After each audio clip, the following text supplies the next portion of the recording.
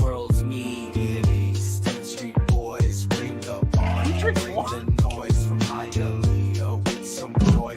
Drink water like that. Well, I'm telling you, bro. I'm focused, bro. I'm focused, man. Yeah, inside out. You know who I am by now. Identify as. You know, hey. When Alex takes a shower, the dude goes for 3 hours. I mean, it's like, you know he's going to be gone for a while. You have time. Do whatever you're going to do. Go grocery shopping.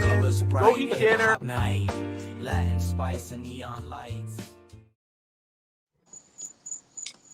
Well, good evening, everybody, and welcome to East 10th Street Boys, straight out of Hialeah. I'm Bobby El Gringo, joined always by Alex the Boy. My brother, how you doing today? I am doing pretty fine. A little musty out here, though. So I just hear the crickets, and I'm sitting on a little puddle right now, so I'm a little sweaty. But aside from that, it's not bad. It's not bad, man. The weather has been nice, actually, these last couple of days here in Miami. So just excited to be back. Kind of on a semi-regular schedule again, and very excited due to these occurrences of the past Thursday, Friday, Saturday in Dolphin world. So I know we'll talk about that later, but how are you doing, man? Because I feel like you always ask everybody, how's everybody doing? But no one ever asks you how you're doing. It's kind of like a very one-sided like this. So how are you doing? It's Bobby El Gringo. Yeah. So, you ask everybody. Nobody no cares one how asks I'm me doing. why. I'm fine, guys. You know, man, I'm doing okay, man. I think I'm on the other end of whatever the heck I caught at the end of the draft. You know, you caught something? Yeah, Oof. I think that's, again, just right. I was doing the show for the whole week. I was on every show. Yeah. I was on Lou and Ashley's show, the SoFlo Sports show. I was on Rainy Day Pod, Adrian's show, and then Will's show. And I mean, I was doing everybody's show during that week, plus all 3 days of our draft content. Friday night, being on the yourself, that I lost my voice. So you could tell that early on. So I'm like, oh my gosh. But, I thought that's what was happening. No, I actually caught something. And so I'm getting over that. I'm at the end of it. And, to be honest, it was an awesome turnout for the draft. I was really happy with everyone who participated, the audience. I was happy with what the Dolphins did. I was happy with our presentation. FTSN killed it. Josh Wingate with the tracker, everyone on the show with their analysis and commentary. It was an awesome turnout. I only had like a couple days of rest, and then I was right back. We had the right now on Netflix is the Hulk Hogan Real American documentary. So I watched the first 2 episodes, and me and Josh Kimmel on No Holds Barred Wrestling podcast, we reviewed those with the first 2 episodes, and we're going to watch the next 2 and then talk about that on Saturday. And this growing up, obviously together, how much of a fan of Hulk Hogan I was. Yeah. And again, there's the character and then there's the person. And, I grew up loving that character, Hulk Hogan, and of course, following the person. And, do I agree with everything he said or whatever? No. You don't, obviously.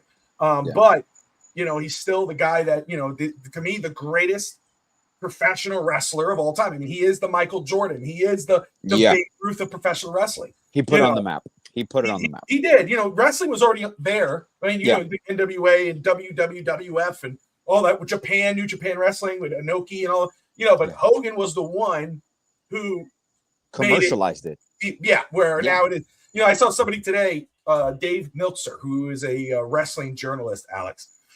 Pretty well known in that stratosphere. But he's a wrestling historian, and I can respect that. But he was like, in 63 years, after one of these Japanese wrestlers died, I didn't know who he was. And I go, I'm going to look him up. People still talk about him in Japan. But in 63 years, nobody's going to be talking about Hogan. There's going to be no books or nothing on Hogan. And I'm like, come on, dude. Whether you loved or hated him, whether for his politics or for how he was as a wrestler, you're muted. But yeah. Or even as a wrestler, there's even before the politics thing came into question, or even before the racist video came out, even before that, there are fans who hated Hulk Hogan because they're like, he buried wrestlers. He didn't put guys over. He, it doesn't work for me, brother. So, it's like, dude, come on. Like, you could be that.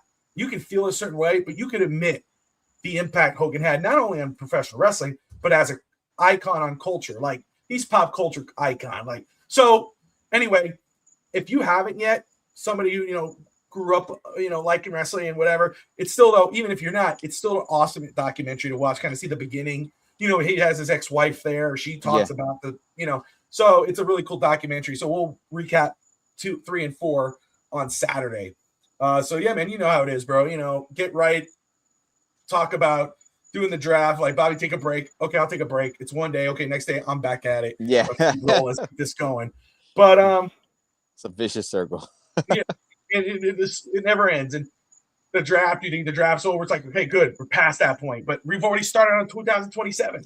Me, Josh, and Coach already talked about, hey, what are you watching? Josh is like, I'm watching offensive line. I built the board out. We don't know who's actually going to be there. There's guys, of course, both quarterbacks. I'll tell you that receiver class looks really good. Oh, The next year's receiver class, I was like, I got my eyes on Jeremiah Smith. Please, dear God, whatever it takes, whatever it now, takes. And it's very early on, so don't but still, like, I know everybody's talking about the quarterback. I'm eyeing Jeremiah Smith. Like, that's me. Tank for Smith. Like, get me that guy. Yeah. And of course, we're gonna get into the draft. But of course, we talk about Pat Riley. The season ended. They lost. You said on the last show how much you were looking forward to this end of the season presser. Yeah. So I want to get into it. I want to talk about it. Talk about what changes could be in store. What Riley said. What's believable. What's not believable. It was announced, or it was finally, which we kind of figured that out. I told people that 100 times over every time they bitched about Riley. Pat Riley was not the final say. He's not the one who. It's Nick Harrison. It's Mickey Harrison. Yeah. But now people are like, oh my God, wait, he doesn't have final say. You haven't been paying attention. But that was revealed. And just talking about, he made it very clear because there was rumors that would he resign, would he retire, would he whatever. He said he's not retiring. He's not resigning. He is committed to bringing an NBA championship to Miami. He's 81 years old. I'm not going to step aside. When I came here 31 years ago, I had the same attitude as I have in this press conference as I had on that press conference on the Imagination. I want another parade down at Biscayne Boulevard. It may come, it may not. So, very quick, you hear he says, I am not retiring. I'm not stepping aside. Do you have a sigh of relief, or you're kind of like, ugh? Where do you stand on Pat Riley staying in Miami? I have no issue whatsoever because due to the fact that the structure, the hierarchy in the Heat organization has been that same way since 2011 when Nick became officially the CEO. And for everybody that knows the stories, Nick worked his way up. He worked in every position from marketing, from ball. He started as ball boy. So this wasn't just someone that was handed over the keys to a franchise. So he did go to Duke. He was very close with Carlos Boozer, Mike Dunleavy, which is what actually helped out with the whole Jimmy Butler trade. Him, Nick, and Andy Ellisberg were the ones that kind of put the final touches on that because of the personal relationship that Nick Harrison has with Mike Dunleavy, who is the GM of the Warriors. So the structure, the hierarchy is in place, and the majority of the people, well, every single person that is part of that has worked under Pat Riley for years. And obviously, when you start seeing the statue, they named the court after him, you kind of start figuring out he's kind of like on the way out. But Pat Riley is one of those that, since he doesn't have the final say, where he's not allowed to do everything he wants, he could have that like Jerry West type of role until he desires. That is not someone you fire or you move on from, because the infrastructure is there for the Miami Heat. The people in power, the structure, when it comes to talent evaluation, basketball operations, has all been intact for the last 10 plus years. So there's been promotions, there's been new assistant coaches, there's assistant coaches that leave, but the hierarchy has been intact. Now, with that being said, there's a lot of vision that Pat Riley has. A lot of people, for example, that criticized Spo this year and why he didn't play where, which is my number one thing, and I kind of like segue to that. It's refreshing to hear Pat Riley when he made one of my favorite statements of that whole press conference. A lot of people kind of like just went over it. It's like, you have to be committed to it, one way or the other. And he kind of tippy-toe. I hate when people look at these press conferences and they're like, oh, Pat Riley said he's going to try to get another star. Pat Riley can't come out and says like, we're going to try to trade for Giannis Antetokounmpo. And then if we fail, we're going to try to go after Kawhi. We still got an eye on Durant because he might want out from Houston. The cost might not be much. We're going to possibly move Hero. Like, people think that he's going to go out there and detail and go into what do you call this? And get fined for tampering because he's going to make it out and send the message. Pat Riley doesn't have to give us a message. Pat Riley doesn't have to say it now. He does it because he understands the functionality of it.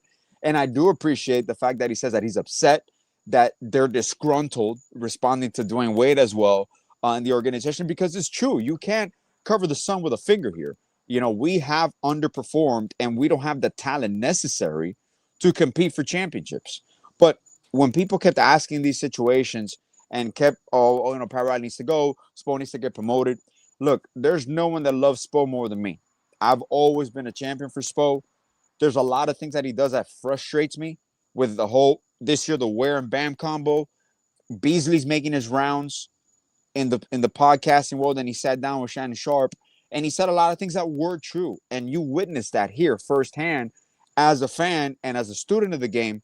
There was a lot of moments that you got to let your young players grow, because sometimes when it comes to development, you fall into timelines, and that is a very tricky situation. For example, OKC, all these players that developed for OKC in any other situations like a win now mode, they might not have gotten the playing time for those 2 years to develop into what they are now, which is a powerhouse. San Antonio has been in the gutter for 10 plus years, and look at them now. There are contenders. Them and OKC are the most championship ready organizations right now. No one in the East can beat San Antonio or OKC. And it's funny because Pat Riley attested to that when he said that that's the only teams that he feared. So I know we'll get further more into detail, but I have no problem whatsoever Pat Riley remaining in charge. Pat Riley's not a person you move on from. Pat Riley's a person that moves on organically, and he just decides to retire. And the infrastructure is there either way. I want to welcome everybody who's just dropping in. We got DSG, we got Manzano, Cap, Josh Wingate in the house. Appreciate everybody dropping in. Josh, I was just talking about, man, we're already into work on the 2027 draft. Tomorrow we'll be grading the draft, me and Finn Sammy, and we'll have Nando on from Nando Talk. So excited about that.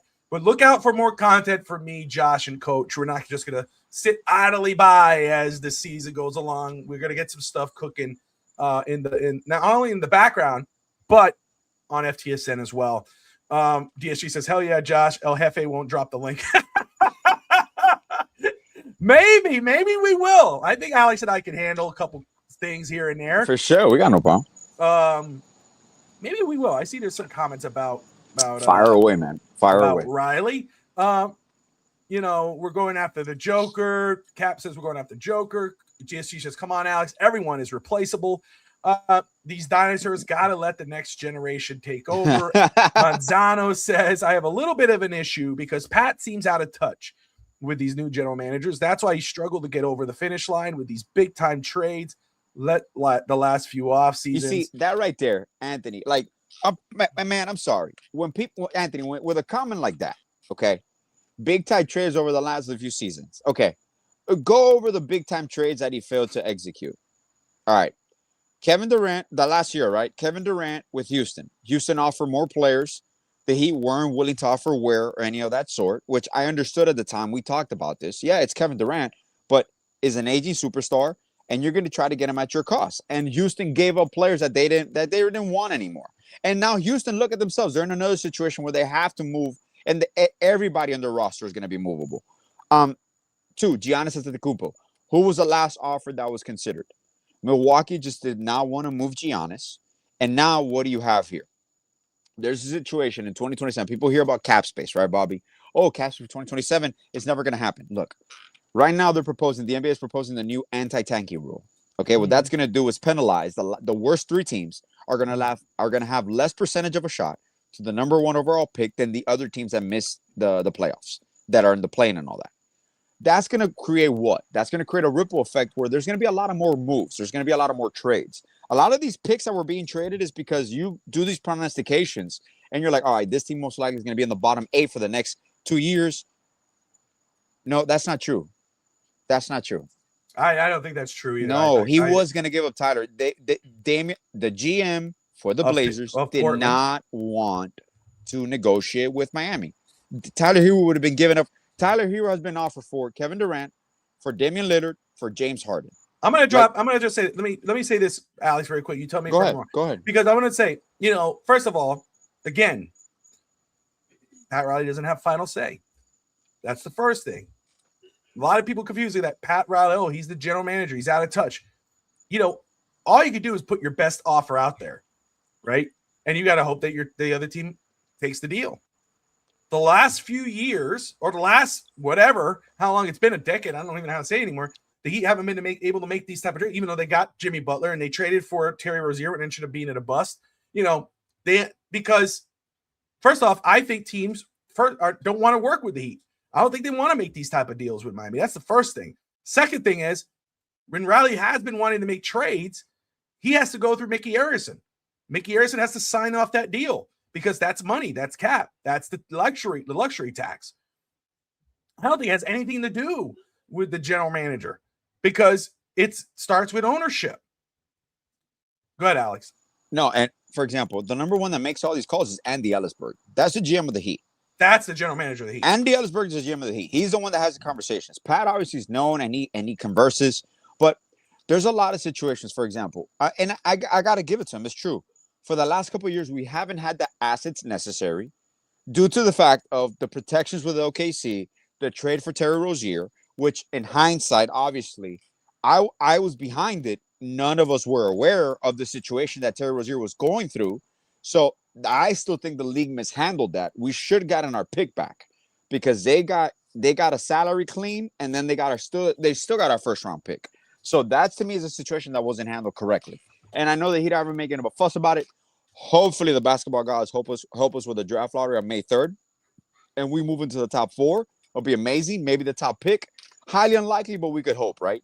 In regards to assets, we finally have the financial flexibility and the assets necessary to complete and execute one of these trades. The reason I say this is because the Warriors are in the same situation. People don't see the parallels. The Warriors are saving cap space for 27. Now, you don't only have that cap space to sign someone outright. There's going to be a few players that might be available. That's true. But you have that cap space because it gives you flexibility to absorb contracts without really sending extra money in return because you have the space to absorb that contract. Now you also have leverage. If Giannis wants to get traded to Miami, it doesn't have the best package. Giannis gets traded to Houston. Giannis doesn't sign an extension. Miami has the ability to sign him as an unrestricted free agent, just like they do with the Joker in 2027 if he opts out. That's just options. I'm not saying the Joker's going to opt out or he's not going to renegotiate a deal. So Miami has the negotiation tool right now to Milwaukee where Giannis controls his destination because he can say whether he will sign long-term or he wouldn't. So this is the year. If we're ever going to acquire Giannis Antetokounmpo via trade, this is the year. Because we will know if he's going to hold on strong and say, yeah, you can trade me to Memphis, but I'm not going to sign an extension. I'm gonna be an unrestricted free agent. We got the spot available for him. We're not going to tie anything down on 2027. But you also, as Milwaukee, you're like, dude, we risk the possibility of losing him for nothing. So this is when you have to take the best package available, realistic packages. Because now, if you know, for example, that Giannis is not going to sign an extension for you, are any of these teams going to give up major assets for Giannis? How unbelievably that sounds for me to say that, because Giannis is still top 5 player, top 10 player in the NBA, and it's a generational talent. They're not going to give major assets for a player that is not going to sign long-term. And he wasn't like Damian Lillard in that case, Anthony. Damian Lillard had signed his extension. He had no leverage. He had to go wherever they sent him. And Milwaukee pounced on it, and they tried to make a move. So there's a lot of situations now that we are in place to attack, to be aggressive, but you're not going to hear it right off the bat. There are many avenues. We have exceptions that we could use that we haven't had available.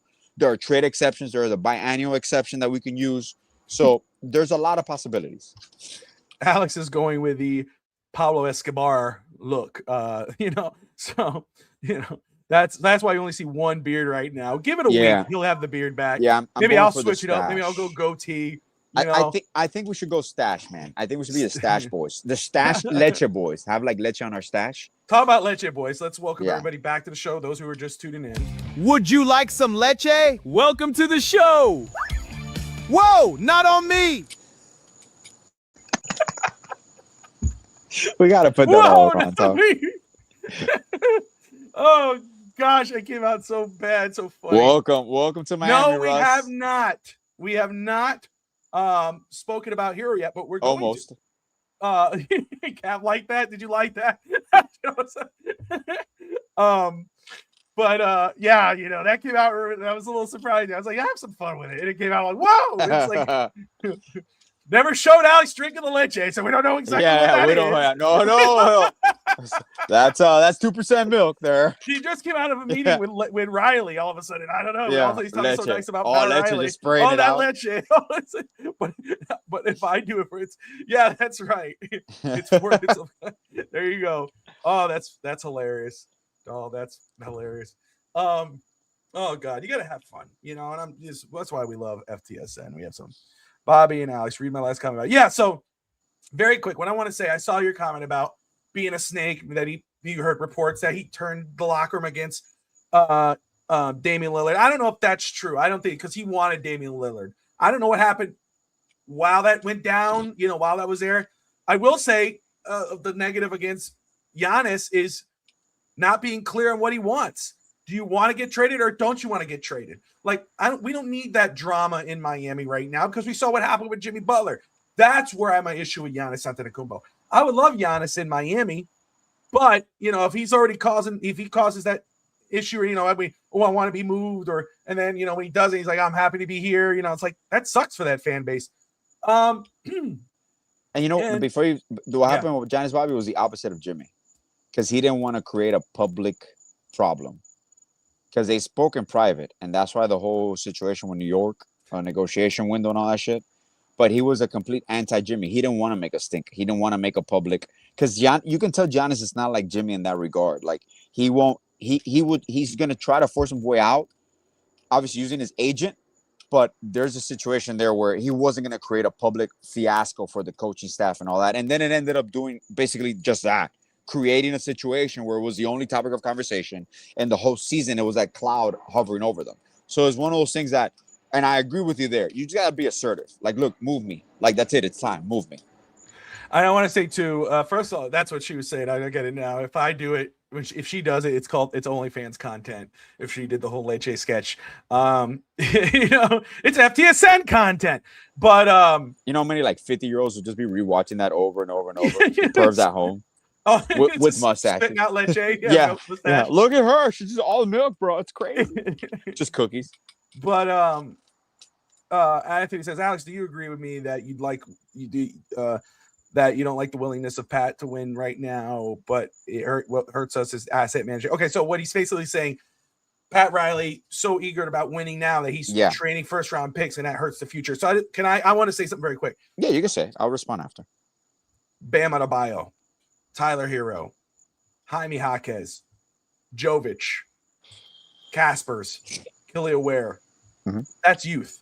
That's from having the first round picks. When he used those picks, that was for LeBron and Wade and Bosh and bringing that together and throwing those out there. That was for Jimmy and trying to bring in Terry Rozier and trying to or Kyle Lowry and trying to make deals to bring guys in.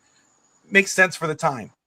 But you can only control the environment you're in. I would say what bothers me is at least with Pat Riley's situation, and it goes with Coach Spo too, because Coach Spo is stubborn when it comes to lineups. Riley is stubborn in regards of, you pick a road. Are we trying to go after a whale? And so we're going to have to give up pieces? Because if you included Khalil Ware, and again, I'm not advocating for that, but if you say, hey, okay, let's go. We're trying to get Bam help. That's what you're saying. I'm not trading Bam Adebayo. You just said that out loud. I'm not going to trade Bam Adebayo. We're going to build around Bam Adebayo. You said that. Okay. So then that means everyone else is on notice.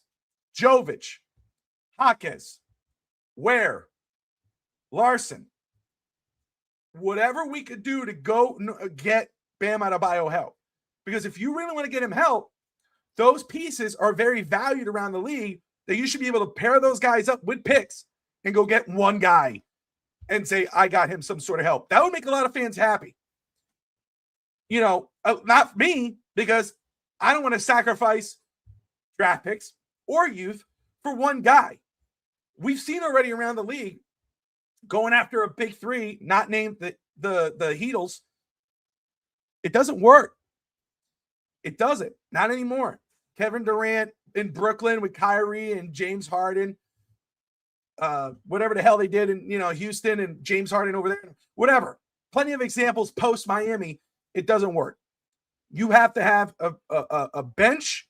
You have to have guys coming in and out of the lineup. You have to have a good starting unit. Miami has all those kind of pieces. If they could go get a guy without giving up the farm, that's great. Now, where's that one piece? In my opinion, it's Hero. We'll see, right? We're going to talk about it. But that's my issue with Pat Riley right now when I'm hearing all this. He wants to win. He doesn't want to trade Bam. We're going to try to make a move. Pick a road. Are you going to commit to the youth movement and build around your youth? Or are you going to try to win now and get a big star to pair with Bam Adebayo? Because then when the big trade comes and you're in negotiations and you're talking with Nick Harrison and you're with Andy Ellisberg and Adam Simon, and they go, okay, we're interested, but you got to include Khalil Ware in there as well. You're like, no, that's it. Can't do it. We can't. You got to pick a road. And I think, Alex, that's where I think that's the thing with Miami Heat, with the Miami Heat right now. When it comes to with Eric Coach Spo and with regards to lineup, and then Pat Riley in the front office in regards to management. And I say and the offense because people have to realize it's not just Pat Riley. I think that's where fans kind of it's Andy Ellisberg, it's Adam Simon, it's Nick Harrison. They're stubborn in regards to where they want to go. So that's the key word with Miami Heat right now is stubborn. What I'll add is this to Manzano's comment in regards to the assets and sacrificing the future. Before, Miami didn't value first-round picks. Miami didn't value the draft realistically because Pat Riley will ship off picks and build around free agency trades. The whole LeBron James and Chris Bosh situation, when people were talking about the first-round picks that we traded, the only reason they had to trade two first-round picks for both, which in total was 4, was because the players we had to acquire their rights in order to give them a max contract for 6 years. But either way, all of them, they were going to opt out in 4 years. But the agents were dead set on this is the only way we can execute this. The only way you can acquire the rights for a player, you're not going to call Cleveland, hey, can you trade me the rights for LeBron for a second-round pick? What are they going to tell you? No, man, fuck off. So what do we have to do? We had to trade 2 first-round picks for James, 2 first-round picks for Bosh in order to acquire their rights and give them a 6-year contract when either way they were going to opt out after 4. So they could have signed a 4-year contract. That's neither here or there. That affected the build in 2010 and 2011 of youth. Now, there's been a shift. If you notice, Miami lately has been criticized for not pulling the trigger. So we went away from, they don't value the draft and they don't value their future assets. But now, damn, Miami doesn't want to give up assets for a player. This is where timing comes into play. This is a situation now with Giannis or any player that you're going to pursue in 27 where there has to be patience, there has to be development, and there has to be timing. This year is the most important offseason because this right now, you are being forced into picking a direction one way or the other. Because you got Bam. Bam is now in his prime. He's not entering his prime. He's in his prime. That doesn't mean he's going to cap. There's still room to grow. There's still room to improve. But you have a situation now where you got to manage the hero. Are you going to give him an extension or not? Most likely, you're not going to give him an extension. Norman Powell. Norman Powell is going to be on the back burner until this Giannis situation is figured out. Because if you move Hero, Norman Powell will return. If you get Giannis and he signs an extension, now that's your window. Now you build around that. Now, I'm going to say something that's going to surprise a lot of people. if you're able to acquire Giannis, it's not going to be as expensive as people think it's going to be. It's going to be a lot of future picks. It's not going to. It could be this year's pick if it's in the teens. Not if we get in the top 4. I wouldn't move that pick at all. Now, you offset that because what do you got to do now? You got Nico's contract. Nico's contract, like I know you read the thing about Tobin. Nico and Joker have the same agent. There could be correlation there. That's fine. You're not going to possibly move Nico's contract. Nico ideally was your starting forward, which was really your point guard this year. He got hurt. Another thing that Spo did that bothered the hell out of me, he started Nico the first game. They made a few mistakes. He pulled them out. That's it. He was yanked. He never started again next to Bam. That's a problem because that's part of your development. And I understand there's things here or there, but when you peel it back and you go through all the analytics and all the minute details, you see that the tandem of Ware and Bam, they had the highest plus minus of any 2-man lineup in the Miami Heat this year. So there's a situation there. Those are things you got to identify. And it's not a knock on Spo as a coach. You're trying to play a style that maybe is not functional right now in the NBA in certain points. You can't play small anymore in the NBA. And when people talk about playing big, that's positional size. Not everybody has to be 7 feet tall, 6'10", but everybody needs to be at least 6'6" and above, which takes us into Pelle Larsson. He's fine. He's not going to be moved. You got Hawkins. Hawkins now is eligible for a contract extension. Now you need to have this conversation.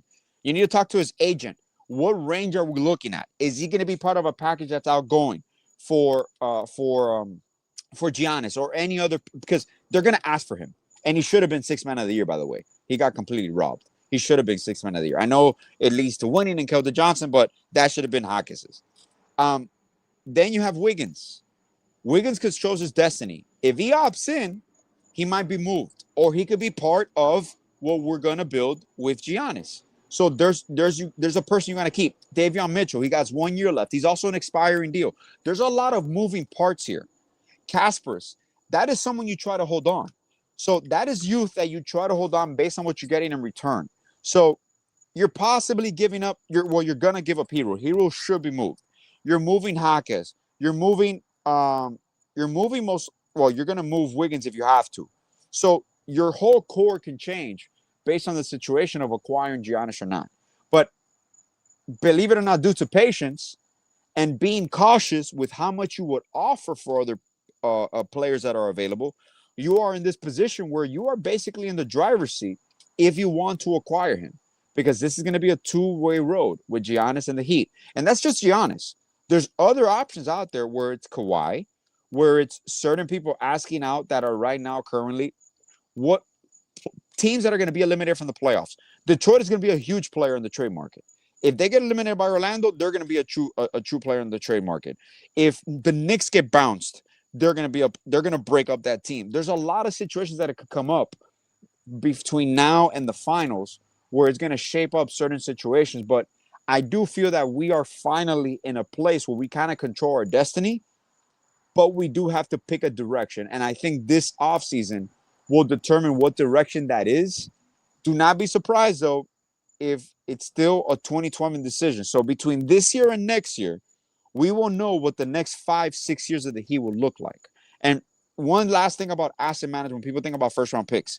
When they traded that first for Terry Rozier, they did that with the mindset that they're adding another 20-point scorer to this lineup that they needed because Kyle Lowry was not performing at that moment anymore as a true PG1. And you needed that scoring punch to alleviate Jimmy Butler's load. So this is all in the mindset where Jimmy Butler's here. You still have a team that you're building. You're trying to compete for a championship. So that first-round pick, it's going to be in the late 20s. That's not the same value as a first-round pick from the Nets, where it's going to be a lottery pick consistently. So people have to understand value in these trades assets because you just hear a lot of first-round pick swaps, first-round picks being traded, but you have to understand where is it that you're picking. Because if you're picking in the late 20s, that first-round pick does not have the same value as another first-round pick that could be in the teens or in the lottery consistent and be a top 5 pick potentially. So when it comes to asset management, I do see improvements over the last couple of years because they'll be the first ones to admit they were depleted for a while. They were out of the game for a while. They acquired Jimmy Butler on a sign and trade because the opportunity came up, but the assets were not there, and they still made a move. So I will never discount this front office and getting the necessity play. And players want to play in Miami. I know there's a lot of conversations about people don't want to go, and the times has changed. Pat Riley's respected. Players want to play in Miami. So this offseason and 2027 will determine what the next decade of Heat basketball will look like. 100%. And in regards of what Manzano said about Riley's title, I get that. About why that would make people assume that, you know, he may have final say, but it doesn't take a lot of research to find out that is not the case. And of course, point being recently where it was revealed that he did not have final say. But I don't know how many times Riley has said, you know, I got to go to Mickey Harrison. I got to go to Nick Harrison. Me and Nick Harrison say this, and kind of writing on the wall. More things that Pat Riley said, you know, and again, he is the face of the franchise. He is the voice of the franchise. And no one wants to listen to Nick Harrison. Nobody wants to listen to Mickey Harrison. Nobody wants to listen to Simon or Ellisberg. They want to listen to Pat Riley. He, you know, despite what fans think and what fans want to say, Riley is the most interesting voice. He's the one everybody respects. And that's why everybody's quick to hate him or want to get him to get out of here but that's the only voice you want to hear. Because if you hear it from Nick Harrison, you go, who the hell is this guy? Why is he saying what he should do? Minus being the owner. He doesn't know what he's talking about. You want to hear from Pat Riley. But anyway, Riley said he will be aggressive in upgrading the roster this summer when trade talks and could heat up surrounding Milwaukee's Giannis Antetokounmpo. He said he will not entertain trading his best player, Bam Adebayo, in any deal to improve the franchise. Adebayo, the prototypical Heat culture product, is coming off his 9th season, which included that 83-point explosion against Washington back in March. When asked if the Heat could do something similar to teams such as Atlanta, Indiana, and Toronto, franchises that traded their best players in deals that attempted to make their respective rosters better, Riley asked for specifics. And of course, what they did, Atlanta traded Trae Young, Indiana traded Sabonis, Toronto moved Pascal. He said they're not Bam. I don't think they are, not in my opinion, anyhow, especially with your franchise pillar, anchor maker, culture carrier, and a talented guy. You know, not saying something would happen. I want to build this around Bam. I'm just giving you a flat out no, I wouldn't do that unless somebody gave me 8 picks in San Antonio's Victor Wembanyama. So there you go. We were to trade for Victor Wembanyama, he would make that deal. He did confirm Hero had a preemptive procedure, and but we do know that Miami is considering more than nothing to trade Tyler Hero, which I think, again, is a good starting piece. You just have to include the young pieces. But I agree, I would not touch the first round pick.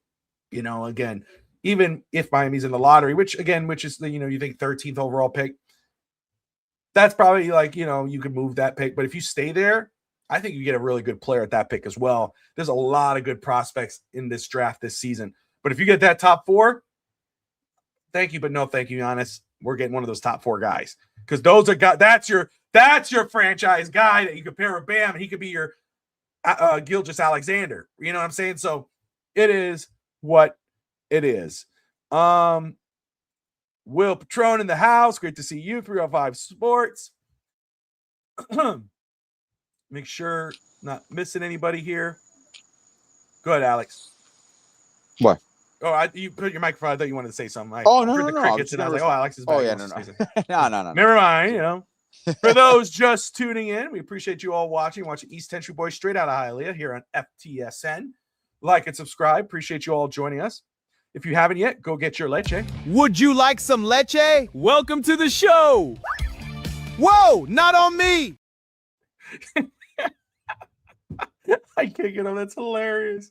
It's so bad, but it's hilarious. My favorite part was like, no, not on me. No. They're not on me. That's awesome. Oh, no.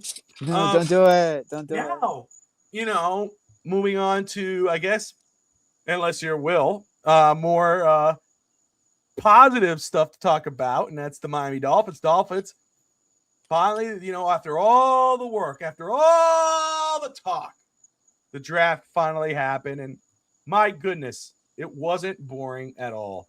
We had all these expectations, get this guy, get that quarterback. In Miami, he totally did everything other than what we talked about for some portions of it. But unless you're living under a rock and you're not a Dolphins fan, let's run it through. With the 12th pick in the 2026 NFL draft, 305. Yeah, I'm with you, 305. He says he's feeling better now. But Dolphins take offensive lineman out of Alabama, Caden Proctor, all 6'7", girthy of them, and he will start, or at least they're going to start the training camp season with him at left guard. And they're going to move Savannah to right guard, which I'm ecstatic about. Again, I know how much people, right now they're ready to give up Savannah after 1 year, which is crap. Move him to the right side. Let him compete with DJ Campbell, the right guard we drafted from Texas, which I love again. Have him compete. If he wins out, great. It's his natural position. I expect him to be better. Proctor at the left side with the assumption that Jackson will start at right tackle. But you put Proctor at the left side. Imagine starting the season with Patrick Paul and Proctor at the left side with Malik Willis. Can you imagine what Devon Anchin's going to do with those two guys blocking the right side with Aaron Brewer down the middle, and maybe what the weak link side might do if they could stay healthy and get better? Anyway, Caden Proctor at 12. Guys, don't forget your yearly Proctor exam. Very good. With the 27th pick, after a little bit of a trade up, the Dolphins, of course, go defense. Get cornerback out of San Diego State, Chris Johnson, which, a lot of fan favorites. I don't know how many times I heard people say Chris Johnson. I'm ecstatic about that pick. Love that pick. Think he fits perfect with Jeff Hafley's defense, and he's going to do really well. Again, both these two guys are day one contributors, if not starters. So goes well. Probably the out of those three picks, though, the most exciting pick is Jacob Rodriguez out of Texas Tech. That was the one at 43 that was like, yes, it makes sense. Not only is he a badass linebacker, a great player out of college, but comes from a Hall of Famer, a linebacker Hall of Famer that we had in Miami from Texas Tech. His mentor, Zach Thomas. Jacob Rodriguez, love that pick. Then at 75 is when Caden Proctor was a whoa. But 75 was the real going, okay. Caleb Douglas out of Texas Tech. Another Texas Tech guy. There was a lot of Texas. Get your Longhorns, because we got a Texas football team now. But we get to Caleb Douglas. And the report is that Miami did like Malachi Fields out of Notre Dame. They were targeting him, but they got jumped. He got drafted. So they went to their next best receiver, which is Caleb Douglas. Now, I didn't have Caleb Douglas in round 3. I had him late round, like mid-round, late round 4, 5. But we took him at 75. And I have to say, I don't hate it. First of all, with a unit that doesn't have anybody, really, this was not a bad draft pick. He has the size, he's got the speed, and he has the chip on his shoulder because I'm sure he's seen everybody kind of going, the hell did we draft him for? Should have drafted Chris Bell. Well, don't worry. We're not there yet. Then at 87, another pick that kind of went, well, that's interesting. There were other players on that board. But then when you research it, you're like, damn, that's a good pick. Will Kaczmarek from Ohio State, tight end. I love that pick. Blocking tight end. Basically another offensive lineman, but not a bad pass catcher either. I mean, this is a guy who they just didn't use him in college as a pass catcher, but he has good exactly. hands. But a lot of these guys are guys kind of like that fall under the radar that could be like, kind of a decade of contribution. I don't want to say a decade because I'll say, 10 years, but guys who could be contributors in their careers for Miami, kind of those under the radar guys. And then 94, a guy who probably who could have been picked at 43, who could have been the pick 27 if he was healthy. Yeah. You got it at 94 in Chris Bell. My draft crush. You don't believe me? Go watch our draft shows. If you don't believe me more, go check 305 Sports Babe Show, Soulful Sports Show, which he asked me, Bobby, who's your draft crush this year? And I was like, let me stay away from first-round picks. Let me go with a guy who should be a first-round pick, but it won't because of injury. And I'm going with Chris Bell. That's 2 years in a row now. Ollie freaking Gordon and Chris flipping Bell, both drafted by the Dolphins. So not only am I getting the Heat picks correct, I'm also hitting on Dolphin guys now. Pretty good. I'll say 3 out of 4, really. Casper's was a process of elimination, but still got it right. Alex, Yeah, I'm going to go with this guy. right. I said Casper, but it was process of elimination. The other 3 were guys like I would say, hey, what about this guy early on? And it happened. So I'll take credit for the 3, but I'll say 3 out of 4, but I will still say Casper.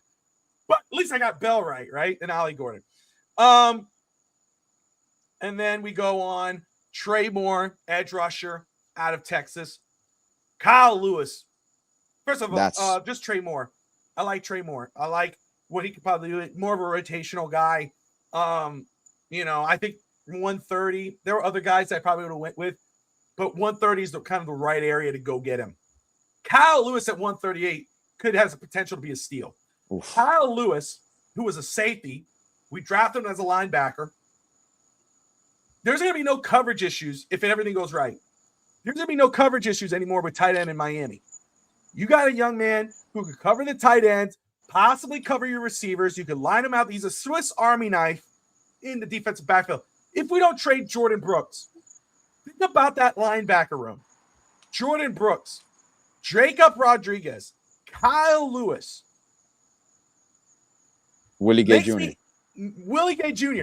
I'm getting antsy in the pantsy just thinking about it. Antsy in the pantsy. You know what that means? You know what happens when you get antsy in the pantsy? Hit the promo, Bobby. Just hit it. Just hit it. Just hit it. Just do it. Just do it. I can find it fast enough. Come on, man. Would you like some leche? Welcome to the show. Whoa, not on me. There you go. I'll try to keep it like this then. Yeah. But next we have one moment. I love these. This is when the podfather becomes the father and just removes the pod from it. My kids used to do this to me, by the way, when they were smaller. But now they're much older, so they know to stay away from the microphone when I'm having a show. And this is the best part because he's listening to us and he's still talking to his kid or his family. It was amazing. This is multitasking at its finest. As we sit here and we just analyze a podcaster in his natural environment, and we're here admiring, let's ask him what conversation he's having. I wonder what is he going through. Let's see his face. You can tell a lot of it by the side face, by the peripheral there. Like you can see it's the flicking there. There's an issue there. Yeah, it's awesome. It's awesome. I'm driving it crazy. He takes it. Now this is serious. This is serious. Okay. He takes the headset out and he dives in. So he kind of semi hears me, but he really doesn't hear me. But he is so into this right now. This is awesome. This is okay. Let's see what's happening. Okay. There's a lot of hand movement. So there's repetitive here. So that's definitely a child. He's talking to a child. He's saying things over and over and over. This is great. This is great. Gentlemen, thank you for tuning into FTSN. You're going over play-by-play as the podfather is disciplining one of his children. Lovely discipline of one of his children. And he's back. I was just telling how much I love them. And we can see it. It was the hand movement. It was amazing. By the way, you're gonna want to hear these clips in a few after the show, Bob. You got some good material here. Let me make sure I turn this off so there's no evidence. No, lock it. Thank you, kindly. But I was just working under review. Maybe calling Tati for backup. Yeah, maybe I do have to call in Tati for backup. Yeah. Anyway, sorry about that. Back at it. Yeah. Then Miami gets their safety out of Texas, Michael Taft. And then Kevin Coleman, their third wide receiver in this draft, another weapon, more of a, not too fast, but he's a kick returner. You can put him in special teams. Gadget guy. Again, a guy that in a receiver room that's depleted, you could go ahead. Oh, you're watching, but you can't do nothing. Mother of the year. No, I'm just like, so like that. Now, another one that kind of caught me by surprise, but the more I watch him, I didn't watch any much of him. But some of what I watch, I really like. I don't know how to say his last name. Fione or something? Troyo, whatever. I'm really excited about him, man. But I'll tell you what I did watch of him, Q actually said, started watching him. And when Q was like, Bobby, you need to look at it. I looked at him and I was like, I like what I saw from him. Now, does it translate? But this is the time of the draft where you make those type of picks. You know, you're like, hey, let's throw it up. Let's see what he does in camp. Does it work? Does it don't? Whatever. You're getting a DJ Campbell at 200 was a great value pick. It's a guy you could compete with Jonas Savanair, who struggled last year. Can he overcome Savanair? Can Savanair overcome him? That's going to be a battle to watch. And at 238, a guy who I thought you could have got probably in round 5 or 4. You got him in round 7. And for the edge out of Iowa, Lowen. I mean, I really like that pick. And I think that's a guy with Trey Moore, who with Chop Robinson could be rotating defensive edge rushers and kind of playing. I'm really excited about the linebacker room. I'm excited about Proctor. I'm big on Chris Bell. So really, really do enjoy it. But I'll talk more about that tomorrow with certain grades, what grades I'm going to give these picks. And, you know, they're talking about pick by pick grade, we don't know how these guys are. I could give a guy a D, and, you know, I'm not, you know, and they could be an A plus. Oh, I'm sorry. I'll give the guy a C. Wait, I'll give an I and F. You C and D, that's not going to work with Alex. He thinks too dirty with his porn stash. But, you give him the D. Wait, what? I give him the C. Wait, what? You know, speaking about giving the D, there's give it a grade. I give him a bad grade. He can be a great player later. I'm just talking about, you know, when I think about grades, I think about, hey, who was on the board? Where did I have him value? You know. So anyway, Alex, you know, on the outside, and you were live on the show on Friday night, so you got to react to the Chris Bell pick, and you know, obviously, we all were happy about that because, again, great player. And if he was healthy, no ACL, he would have been a first-round pick, no doubt about it. He was that damn good, and he's that damn good of a talent. So, but what are your overall thoughts on this draft class? How do you think that John Eric Sullivan did? Do you think they're starting off on the right foot? You know, do you think he maybe took the first misstep? What are your thoughts on this draft? Man, to be quite honest, the word refreshing kept overplaying in my head over and over and over. And I'm like, we seem to finally have someone that can identify not only talent, because yes, you need to have talent to play and to win in the NFL, but the transition from college to the pro, the physicality, the demeanor, we seem to have an identity. So he's identifying something in this team, and he's creating an identity for this team, whereas physical football, whereas no nonsense, where you have, to me, the thing that I was most impressed with when he came out, he says, like, we're not apologizing. This is our board. This is what we value. This is what we scouted. So even when people talked about like that, they fell in love with Malachi Fields, and then they out of left field, then they just went into Doug. Like, man, they just didn't pick Caleb because, they freaked out because they didn't get Fields. Like, there's a thought process to that. And look, a reach is only a reach if the guy is not successful in the NFL, which is what I love. When you saw the clip of what he says, like, you want to help me out, you want to prove me right, all you got to do is come and produce. Come and be the best player that you can be. That's how you pay me back. So what I saw, and obviously that's across the board, every player is hungry, but they stuck to their game plan. What impressed me the most out of these 13 picks, you're looking at possibly 5 to 6 day one starters, Bobby, or day one contributors, like you mentioned. That is unheard of in a lot of drafts. Like, I feel that aside from the Caleb pick that was mine, people can question it. Every other pick, there's value in that pick, and there's contribution in that pick. Even Chris Bell could line up day one. He could be healthy enough come day one.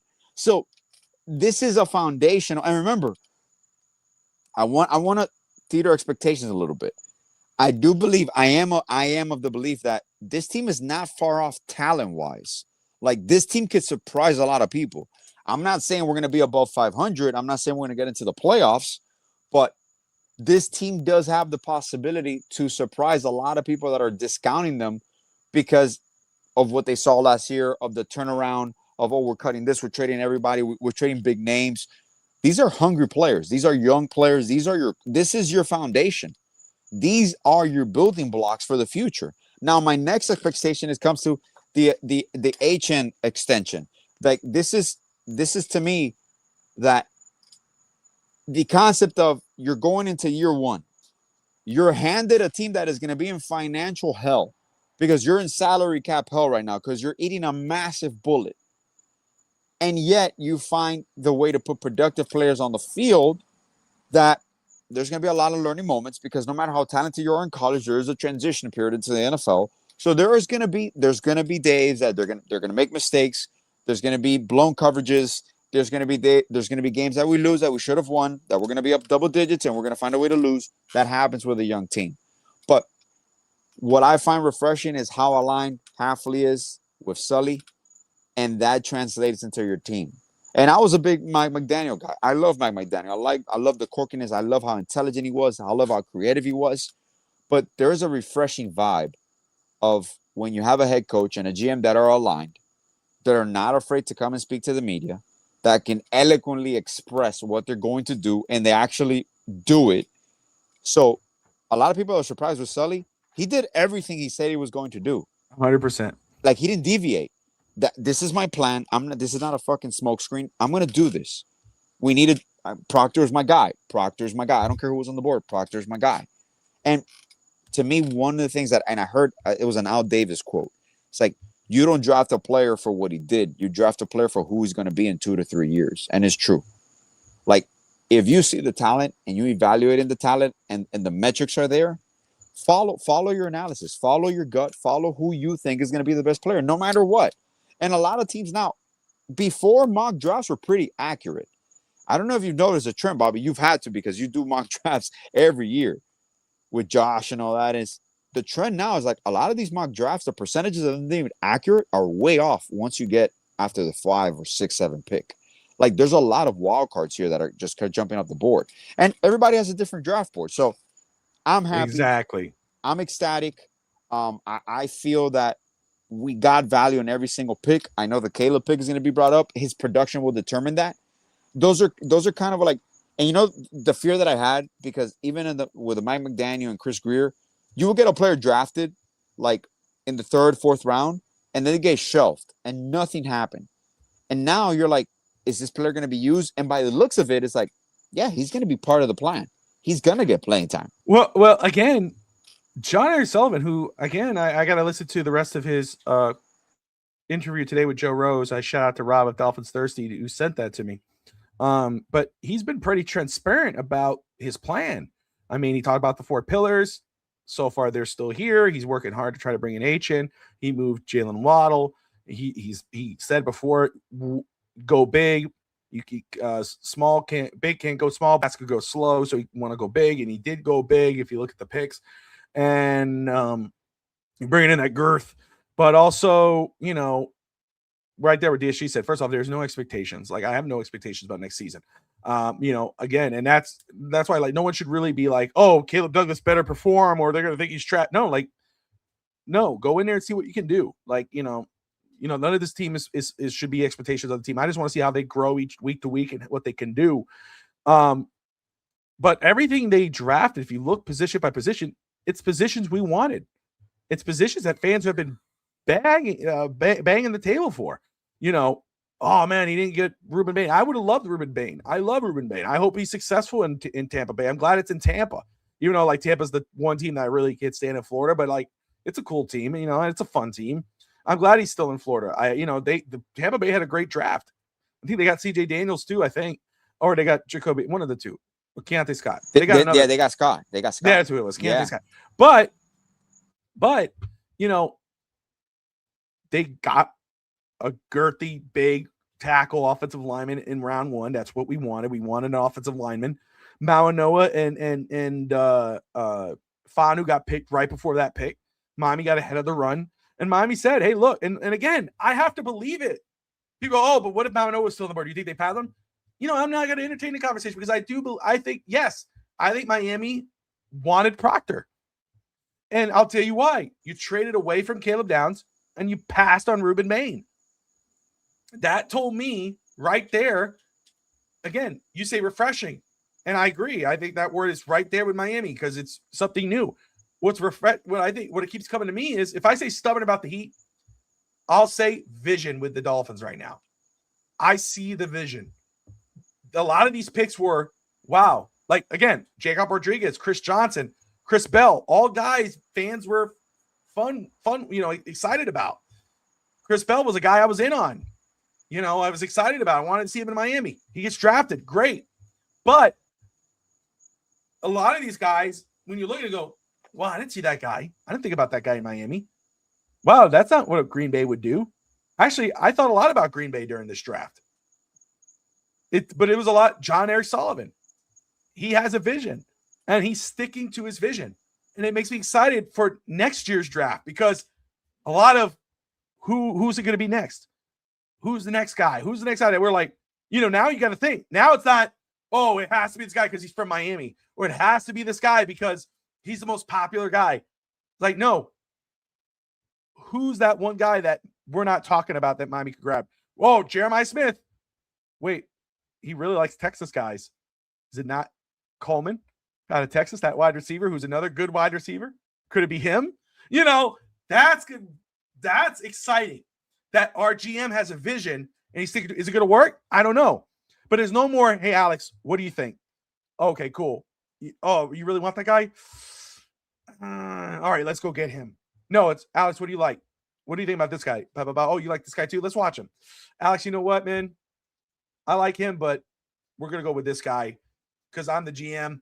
It's going to fall on me. Whether it works or doesn't work, I'm going to fall on me. That's the way it should be, Alex. If you're the coach, yeah, you and I are going to communicate, but in the end, I'm the GM. You know what I'm saying? Like, I got to make those decisions because then guess what? If our draft, now it may not us exactly, but if that draft pick don't work, you go, well, Bobby drafted him. I suggested, but it's on him. Or no, Alex said it. But no, now it's like, hey, Alex, I'll hear you out. I'm going to watch the guy you suggested, but we're going with this guy. Now it's on me. And that's what I respect about Sullivan. He keeps saying, whether this works or not, all this falls on me. I respect that. That's the guy who should be leading the room. And that's why it was the right decision to get Chris Greer the hell out of here. And whether you love or hate him, that's why it was the right decision to get McDaniel out of here. Everything you said, I love McDaniel. I think Heidelman is a smart guy. But, man, isn't it refreshing he's not here no more? When you actually get a coach who knows what the hell he's talking about, who can give you a straight answer and not seem like he's full of shit. Or Chris Greer, who can't give you a straight answer or make you feel like an idiot. With Sullivan, who goes like, even though he sounds smarter than you in regards of draft, football talk, he doesn't make you feel that way. And he'll tell you, no, that's not what I'm saying. What I'm saying is this. And you feel like, damn, that's actually the answer. He can relate. 100%. Yeah. So, and let me tell you, yeah, DSG is 100% right. They were very quick to go on those UDFAs. Like, they knew exactly who they were going to target. And to get Le'Veon Moss, like, they didn't get a running back. And I really liked Adam Randall. To go get Le'Veon Moss out of Texas A&M, who played another Texas guy, who played with Devon Achane. So now he's back with Devon Achane. So, like, there are guys, like, even the UDFA, those are guys who could contribute. And he said that. He goes, a lot of our young guys expect them to play. Yeah. There's not a lot of guys who are day one guys on our team. None of these guys are – all the guys are – like he said, didn't they almost have max out? They almost did. But there's some guys who are going to get cut. Yeah. But a lot of these guys are on one-year deals, veteran minimum. Vet minimum guys that, you can easily cut and throw in the young guys. So it's not going to be pretty. You shouldn't have any expectations.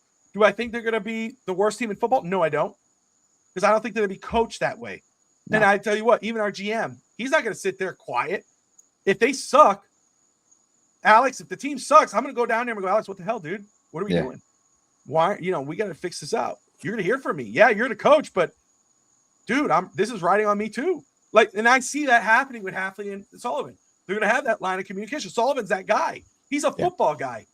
I never thought Chris Greer was a football guy. He doesn't sound it. He doesn't look it. You can tell he hides in the corner. He only comes out once in a while, like he's Pat Riley when he's not. Once a year, it's like, dude, you're not. What did you do? Get your ass out there and talk. He didn't. He looks like he should be with his brother in hockey, being the GM of a hockey team. He might do better there. I don't know. But Sullivan sounds like a football guy. So I don't know. I'm excited. I was happy with the draft. I think a lot of fans 24 to 48 hours after the draft started settling down and going, okay, I get it. I like it. So all is right in the world for right now. You know, I had some banana milk during the draft. I don't know if you saw that, Alex. I had a banana milk. I saw it. It was yummy. It was delicious. You ever had it? You ever have it? No, Order it on no. Amazon. On Amazon. It's Yeah, right there, Amazon? Nesquik. Yeah. It's a Perfect. small little thing like that. Just that. Just like that. Gulp. like that? You know what I'm saying? Just Gulp. gulp. You get a little on your mouth. Just gulp it. Yeah. You know, So it was just milk everywhere. all over my, like that.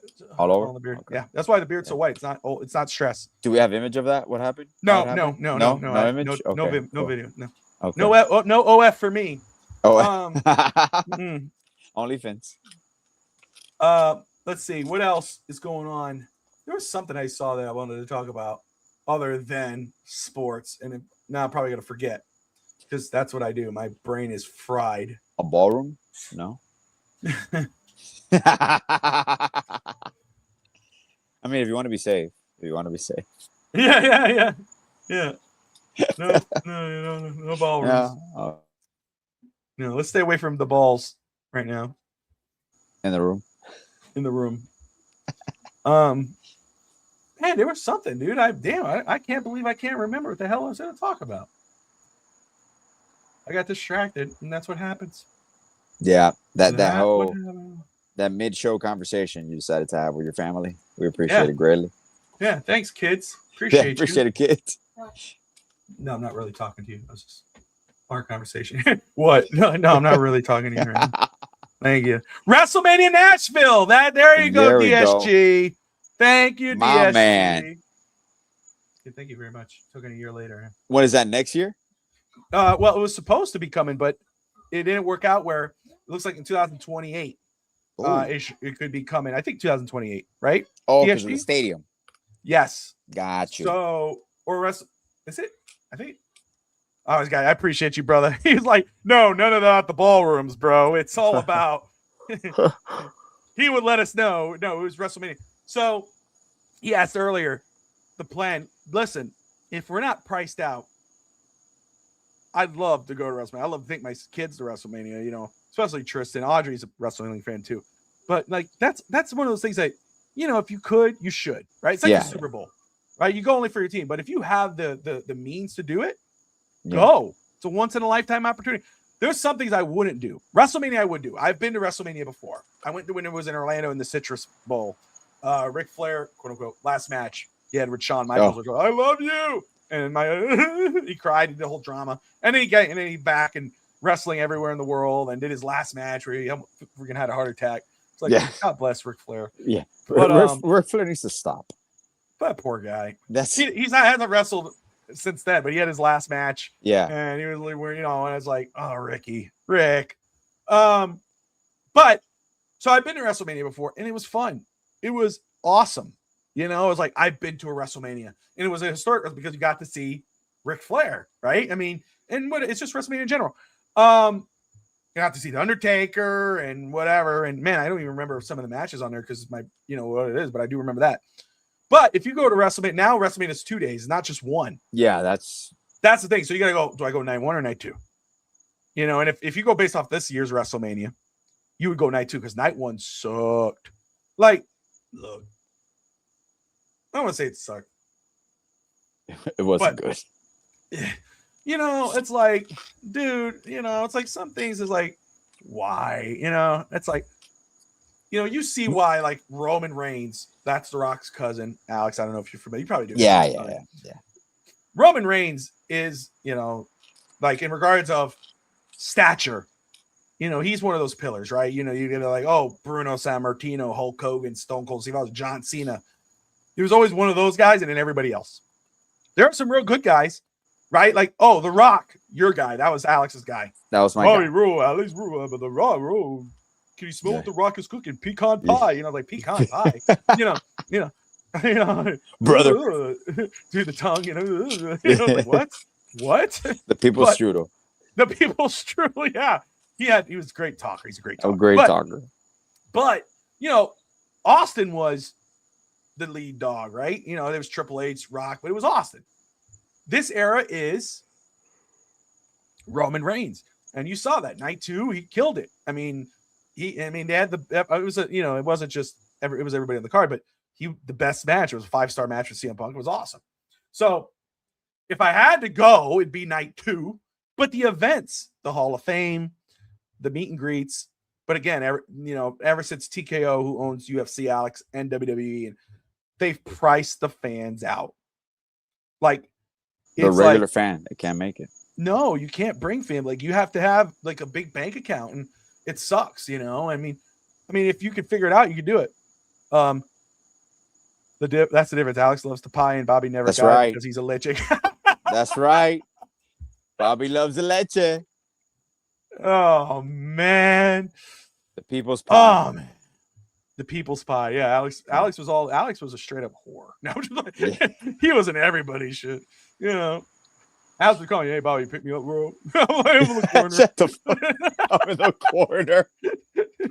Alex, where's your clothes, bro? Don't worry about it, bro. Don't worry about it, bro. Just go home. Let's go home. Take me home, bro. Take me home. Is that leche? No, bro. No. Yeah. Damn. That's not true, by the way. That's false rumors. False rumors. Unless it is. You'll never know. You'll never know. You'll never know. We have a lot, not that type of story, but there's fun stories. We have a lot of stories. Ditching people in South Beach and chasing guys in alleys, I can transfer over your I'm an actor. What? No. Yeah. Love you, Nick. That's my brother. Love you, Nick. Yeah. Shout out to all my people out there. Yeah. You say shout out to homeless people out there? No, to all my people out there. Shout out to homeless people. I know you're not watching, There's no way. I mean, if you are watching, incredible. Good for you. No, yeah. Moving on up. Yeah. God, we could always get. Thank God this is. God, we just took a dive. Show. That just went right off the cliff. Phew. You know what that deserves? That deserves some. Would you like some leche? Welcome to the show. Whoa, not on me. There you go. Let's cut it out. Let's get somewhere else with that. But WrestleMania coming to Nashville, and that just shouts out to Nashville. I mean, really, WrestleMania, like the Super Bowl. You want to have that in your city. It brings tourism. It brings money, and I know they're talking about Nashville doing a tax incentive or something like that, which is huge for TKO and WWE. I will say this, though. Now, so you're not really familiar with this, but I think you could talk about it. Yeah. Because it even goes with sports athletes, but it goes with WWE, even celebrities. One of my biggest pet peeves, like, when you see a celebrity, like you've done it, when you see a sports athlete, you'll, if you see they're not busy, you'll go to them and, hey, can I take a picture? Or, hey, what I can't stand is, like, for instance, last WrestleMania, you see these fans, and a lot of them are not really fans, but there are fans there. They pack up the hotel rooms, the lobbies. Yeah. And they wait for these guys to get to the hotel, and they're following them up to the elevators or asking for autographs. Like a whole thing of autographs, which, they end up being bootleggers. These wrestlers, people by this time, are trying to get to the elevator, or they're having a private moment. People are trying to take pictures and video. And CM Punk, Phil Brooks, he was his wife and another wrestler, Bailey. They were hugging in the lobby, talking. They hugged. And so somebody was coming with a camera, and Bailey kind of was like, hey, stop. That's private. And they kept coming around to do it. So finally, Phil Brooks, CM Punk, came up and smacked the camera out. And fans were upset, and they're, oh, he's an asshole. Whatever. Not really. You're kind of being an asshole. Like, that's private space, dude. Like, that's one of my biggest things. Like, I always, like, I've said to my kids before, if we ever see someone out in public, Nashville happens a lot, right? Franklin, where we are, we've seen guys from but I was like, you don't run up on anybody, treat them with respect. They're people, whatever. Now, if there's a time where, you want to give it, hey, hi, how are you? I respect what you do. My son doesn't care. My son will come up, like Dolphin, when we went to Dolphins Cancer Challenge. These guys just got done. They don't want to be bothered by nobody, but they're getting stopped a lot. And I'm like, nah, I'm not going to do nothing. My son will go up and go, I'm a big fan. I love your stuff. Can I get a quick picture? Of course, and yeah, that's cool. That's respectful. And I told you that if they say no, it's okay. Thank you. Have a great day. But like fans that do that to chase guys in the lobbies, they camp out. Like hotels should be no snitching, bro code. None of it's true. That's probably what I was saying. Probably should have been. But just stop. Yeah, it's just,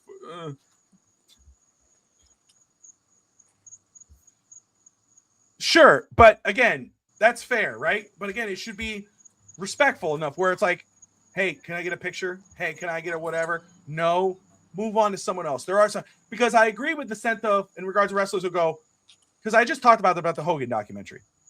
Hogan would stop and take a picture or talk to someone. Ric Flair does it if you're respectful. Those guys would do it because they never dropped the character. Back then, I mean, that's when I was watching this Hogan documentary, Alex.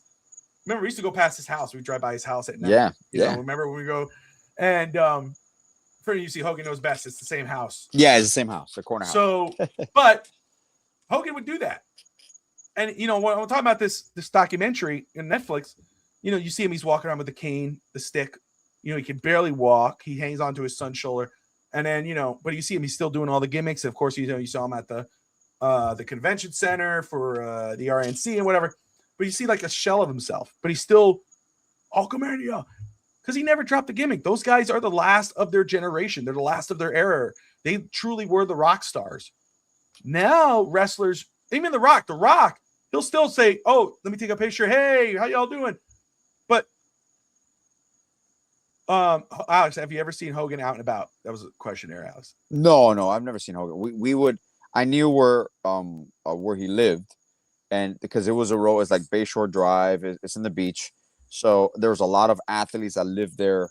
And once we saw the house, I knew I knew like a neighbor 2 doors down that he would go to a church, because I used to go to St. Patrick's Church right on Alton Road. So I knew a neighbor there, and when I saw the house, I'm like, oh shit, that's Ro Hogan. So there was 1 or 2 times that going to that neighbor's house, you kind of saw him walking, but never out and about, just like in the street. No. Yeah.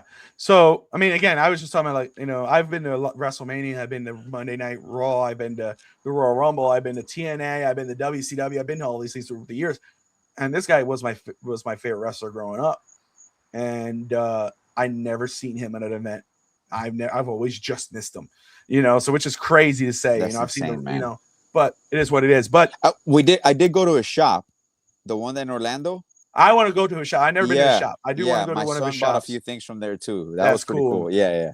But anyway, that's what I was telling Josh Kimmel. It's like, you know, Hogan, you're looking at him and it's like, those guys were legitimate rock stars. And that's what he was. Like, if you look at, you know, like, and by that I mean, like, look at Gene Simmons. When Gene Simmons goes out, he's dressed to a T. You know, when he still goes on stage and throws his makeup on. He's a professional. Before Ozzy died, when he went outside the house, there's the dark clothes, eyeliner, straight hair, you know, always was dressed, you know, look, you knew that was Ozzy Osbourne. He wasn't trying to hide from you. He wasn't wearing a hat, wasn't hiding his things. Same thing. But when you saw a video of him or pictures of him in his house, normal guy. Yeah. His hair was disheveled. He was wearing, you know, shorts and a shirt. Same thing with Gene Simmons. Hogan, same thing, you know. But when they were outside, you knew who Hogan was. He wore the bandana, handlebar mustache. He wasn't hiding. But the wrestlers nowadays, you know, they're wearing their caps. They're like this. They're trying to walk out there. Now, I agree with DSG in regards to this. If it wasn't for the fans, those guys wouldn't be who they are, right? If you have to have the fans give a damn about you. If you're an asshole and you come up, they're not going to care. You know, so you got to be gracious in that way. But that's why you go to those meet and greets and you put up your best face. Correct. Now, you know, but if you see him in the street, like John Cena, I really respect what John Cena does. When John Cena, if someone comes up to you and I'll create John Cena to you, Alex, the way he acts in person.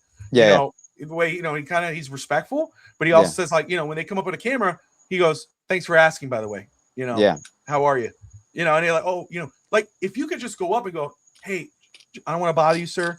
If you're free, can we take a quick picture? Or, you know, I think he would say, sure. I've seen video, but he's a genuinely nice guy. But if you go up to him and you're just up in his face, it's like, hey, man, no, I'm not even gonna bother. You know, that's the thing. So anyway, and that's what I'll say with people, like, come on, just be a little courteous. But I agree, Dish. There has to be like I've seen guys who are very respectful. The wrestlers are like, hey, you know, they'll do a quick picture or whatever, but like, space, dude. Don't be up and, be respectful. Don't follow them to their hotel rooms way outside. It's like that's where you're kind of crossing the line. There's a thin line there that you can't go over.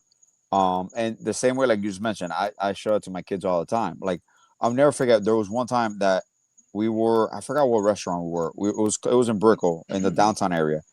And behind us at the bar is Alonzo Mourning with his bodyguard, just having a drink, hanging out there. And no one recognized out of the people that were there. I recognized him right away. And it was just one of those things that was a glance, but I never went up to him. And my dad and my son's like, why do you go up to him? It's Alonzo Mourning. I'm like, because he's having a drink with his friend. That's not something I'm never going to go up to you. Like, if I run into you or I know you, I'll say hi and all that. I'll greet, like, oh, hey, nice, pleasure meeting you. But I'm not going to interrupt what you're doing to go and meet you, because you're a human being at the end of the day. With my kids, for example, a lot of basketball players that we've run into, like, my son will be obviously looking. So then they see him and then they're like, hey, you want an autograph or you want a picture? And that's fine. That's cool. But I've showed them never to go up and running at people, because you don't know what they're going through. They're at the airport, they're having lunch or anything, because it sucks. Because I understand you're a public figure. So yeah, you have to be nice with people. And there's many athletes that are very amicable, very courteous with their fans. And then there's other people that are complete assholes. But you as a fan, I hate when people are like, oh, but you need to be like, yeah, but you as a fan, you have a responsibility too. You need to have tact. You need to understand the timing here. Timing is very important. If you see that they're available, they're happy mood and they're taking pictures, because unfortunately, if you're in a public stage, one picture turns into 25 pictures. 25 pictures turn into 100 pictures. And you don't know if he has a family situation, an emergency with his kids. So there's a lot of things that people forget about the human side of athletes just because they make money and they're public figures, and with artists too. And that is a perfect combination for a wrestler, artist, and an athlete. So you have a private life. You deserve to have a private life. I believe that they should be respected publicly, but they also have to be amicable and courteous, because unfortunately, another thing that factors in now, Bobby, is that the evolution of the evolution of technology, where now everybody has a camera phone. Everybody's on top of you. Before, if you had a camera, you would take a picture. You had paper, you get an autograph. Now it's just, I'm going to take a picture of you nonstop. And before it was just paparazzi. Now they cover themselves up, because they could be doing anything and anything can become a story, which it sucks. Like I always tell, I would never want to be famous. You don't mind the money, but I would not want to be famous. Yeah, DSG. I work a lot in the Brickell area, so I run into a lot of people, and you kind of see them, and I'm like, and it's funny because they're just regular human beings. Like, there's nothing funnier to me than seeing like a superstar having a lunch with his family and arguing with his kids about the way to eat and the way to put, and like, that to me is so funny, because you just have this image of an artist being an artist, of an athlete being an athlete, and you forget that they're human beings. They got kids, they got a wife, they got the same problems that we're going through. They just have the facility to resolve a lot of their issues financially. Well, that, you know who said that? I just saw it, talk about Ric Flair earlier. Yeah. Ric Flair was interviewing about the death of his son from the drug overdose. And, yeah. He's obviously, of course, it's this. I mean, he still breaks up about it. And he was crying in that interview, but he was saying like, it's different when, he had to move from his area which was, I think Charleston, South Carolina, and he had to move because people kept saying, I'm sorry. And, it's like, okay, I appreciate it. But, and everywhere he would go, and in the newspaper, they don't get out of your life. They were like, they posted, Ric Flair's son died. He's like, it's like if we bombed a country, it's all over the news. And then all of a sudden, when they got the autopsy, they put it up on there on the newspaper. And he was, okay, he left, and it's like, people forget, it's like, they're not invincible to their, the real world. These are people. And that's kind of like how I think about it. I think they appreciate more if you kind of treat it that way. But like, if like you said, if, you're in a situation like I ran, Lovie Smith when I was doing the Super Bowl party. Yeah. But we both did do each other. It was years ago when the Bears were in the Super Bowl. I saw people that, can I get a picture of it? I didn't do that. Treat it like a normal thing. Hey, how you doing? Excuse me. And it was a better experience. Oh, I knew it. Dude's huge. Lovey was huge. The place where it's awkward to run into people is the bathroom. You never ran into somebody in the bathroom that you don't know whether to say hi or like no. I hate when people say hi to me in the bathroom. I'm not. Bro, that is the most awkward situation. It's like, and especially if you're going from like the urinal to the sink to wash your hands, like you can't give someone your hand. Like you just. I wait until that yourself. person leaves. I'll wait until I hear they're done, and then I'll run out. I'm like, okay, cool. You know what I mean? Or I wait. You know, and I'm like, don't ever bother. No, I've been standing there. Hey, can we take a picture? Yo, hey, is that remember was that Kevin Hart? Yeah. Kevin Hart. I'll wait for you here. What? You ever seen that skit? He's like, I'll wait for you. I'll wait for you out here. You're like, man, I'm gonna be a while. Don't worry, I got no time. You're like, I got time. It's horrible. But anyway, oh man, we're about an hour and a half in. Got towards the end of it there. Alex, any final thoughts before we wrap this one up? Man, it's Marlins baseball is in full swing. There's some struggles. But they beat the Dodgers. They beat the Dodgers 2-3. Yep. You know? I'm excited now. Counting down. Looking forward to draft lottery. Seeing some nice playoff games. Some good competitive playoff games. They've gone really well. And just excited for Dolphins free agency, man. It's around the corner. So. Well, the June 1st, which again, Sullivan has said, don't expect any big moves. It's probably going to be little things here and there, which I'm cool with. I'm cool with. We need the money. I'm okay with that. But let the young guys play. Heat draft, that's around the corner. Marlins baseball, it's fun. Not going to be perfect, but it's fun to watch. Anyway, appreciate everybody watching. Thank you all. Like and subscribe. Good night. Well, again, I'll be live tomorrow with Fitz Talk today. Well, on with Fitz Sammy. But Alex, Bobby, good night, Miami. Peace. Yo, Gringos in the house. Straight out of Hialeah, no doubt. East 10th Street, but we play out. Here we bring the Miami crowd. Alex, the boy with the B. Step into rhythm, feel the heat. Street vibes mixing with the Latin tree. In our flow, the two worlds meet.